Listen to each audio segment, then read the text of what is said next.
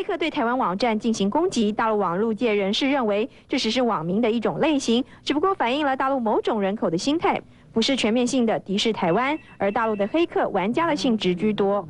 前一阵发生一件事情，就是有一个网站呢，他为了造知名度啊，他就打了一个广告，就是说好像是悬赏50万人民币吧，谁能够攻破他的网站？结果呢，第一天就被攻破了。结果这个黑客呢，在网站上面呢，被其他的网友跟黑客呢，大骂，就是说他的这个攻的技巧太差。But China's claim is the biggest. Although recognized by no other nation, Beijing has declared an exclusive economic zone that stretches 200 miles from each point of land and is building up its military might to back up that claim. It's very important for China that they have military influence in this area. As they aspire economically, the next step is to aspire militarily. They want to have the ability to project and their naval forces, as well as their air force. That aspiration is one factor in last Sunday's collision. China's ever more aggressive challenges to U.S. surveillance are part of an effort to extend its reach over the South China Sea and push U.S. military operations further away, both from Chinese soil and the ocean China claims below, a move the U.S. is determined to resist. It's a huge source of ongoing confrontation, and the U.S. Has strategic interests here in Asia, and it doesn't want to give way. And not just economic interests. The U.S. military also uses the South China Sea as a key transit point and operating area for ships and planes moving between American bases in Asia and the Indian Ocean and Persian Gulf. The spy plane standoff, which intense diplomatic efforts have yet to break, is thus about much more than the specifics of one incident. In many ways, it's a battle over how the United States will deal with the determination of a modernizing, increasingly proud China to flex its muscles in a region it considers its own backyard. Mike Chinoy, CNN, Hong Kong.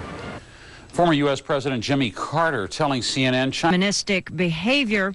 So that is where we stand, and whether we're going to get any diplomatic movement today is completely unclear. Michael? Rebecca, the Chinese military having more of a say now in this issue specifically? Michael, we don't know what's going on behind the scenes in the Chinese leadership compounds. We do not know the extent to which high-level military people are involved in the decision-making. However, President Jiang Zemin and other top leaders are also head of the Central. President Jiang is head of the Central Military Commission. The military will need to be on board in any decision that's made. So we're just going to have to wait and see. The other problem is, of course, that the crew members themselves are being held by the military. So if the military is not satisfied with the agreement that's made, it's going to be difficult. The other issue is just public opinion. Public opinion on the street here in internet chat rooms is very angry, and the view on the street, just not just in the military, but just among ordinary Chinese, is that the U.S. crew should not be released without an apology. Michael? All right, thanks, Rebecca. Rebecca McKinnon there in Beijing. Well, the leader of the U.S. Congressional International Relations Committee called the 24 crew members, quote, hostages, unquote, on Saturday, the same day China's Vice Premier said he was dissatisfied with how Washington has so far handled the events of the past week. David Ensor has the rhetoric from both sides.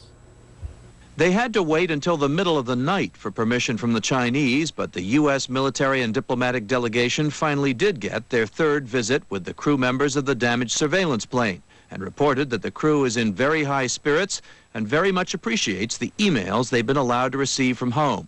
That word reached President Bush from his national security advisor.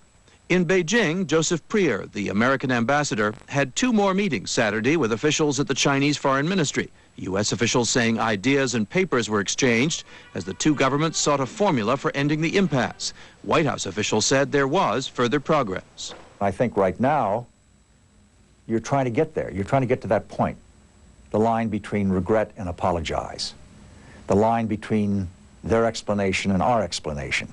But raw feelings were also on display on both sides. The White House confirmed receipt of a letter to President Bush from the wife of the downed Chinese pilot, in which she reportedly called Mr. Bush a coward for not apologizing for what happened to her husband.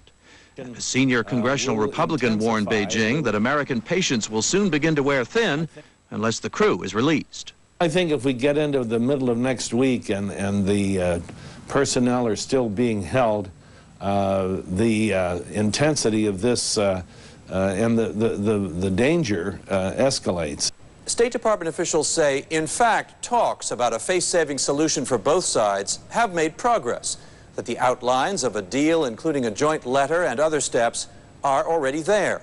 But whether the impasse will end soon or not, that officials here say depends in large measure on Beijing. David Ensor, CNN, the State Department. Well, there was no comment on the diplomatic standoff Saturday from the Chinese President, Jiang Zemin. He's in Argentina for trade talks at the moment.